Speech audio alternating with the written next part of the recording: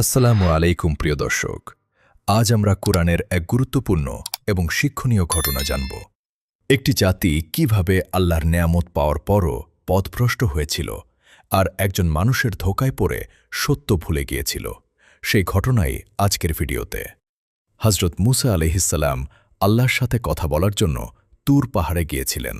তিনি যাওয়ার আগে তার ভাই হারুন আলাইহিসসালামকে দায়িত্ব দিয়ে গিয়েছিলেন যেন বনি ইসরায়েল সঠিক পথে থাকে। কিন্তু মুসা আলাইহিসসালাম অনুপস্থিত থাকতেই এক ব্যক্তি, যার নাম ছিল সামেরী, মানুষদের বিভ্রান্ত করতে শুরু করল। সে মানুষের কাছ থেকে স্বর্ণের অলংকার সংগ্রহ করল এবং সেগুলো গলিয়ে একটি গোবাছুরের মূর্তি তৈরি করল। অদ্ভুত ব্যাপার হল, সেই মূর্তি থেকে গরুর মতো শব্দ বের হতো। মানুষ তখন ধোঁকায় পড়ে বলল, এটাই আমাদের উপাস্য, আর এটাই মুসা আলাইহিসসালামের উপাস্য।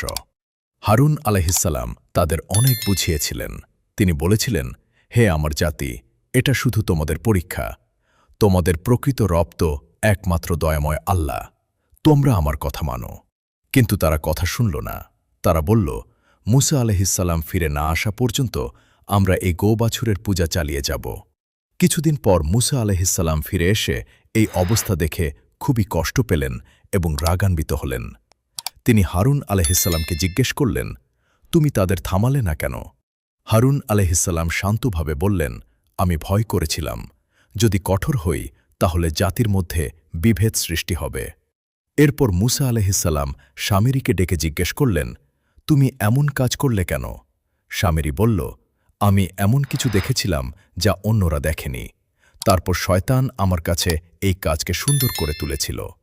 তখন মুসা আলাইহিসসালাম ঘোষণা করলেন, সামেরী সমাজ থেকে বিচ্ছিন্ন থাকবে, আর সেই গোবাছুরকে জ্বালিয়ে ধ্বংস করে সাগরে ছুঁড়ে ফেলা হবে। প্রিয় ভাই ও বোনেরা, এই ঘটনা আমাদের অনেক বড় শিক্ষা দেয়। মানুষ যখন আল্লাহকে ভুলে যায় তখন সহজেই বিভ্রান্ত হয়। শয়তান সবসময় খারাপ কাজকে সুন্দরভাবে উপস্থাপন করে। সত্যের পথে থাকতে হলে কুরআন ও সঠিক নেতৃত্ব অনুসরণ করতে হবে। আর সবচেয়ে বড় কথা, আল্লাহ ছাড়া কোনো উপাস্য নেই। ভিডিওটি ভালো লাগলে অবশ্যই লাইক, কমেন্ট এবং শেয়ার করবেন। আর ইসলামিক ইতিহাস ও কুরআনের সুন্দর ঘটনাগুলো জানতে আমাদের চ্যানেল রুহানি খন্ত সাবস্ক্রাইব করতে ভুলবেন না। আল্লাহ হাফেজ।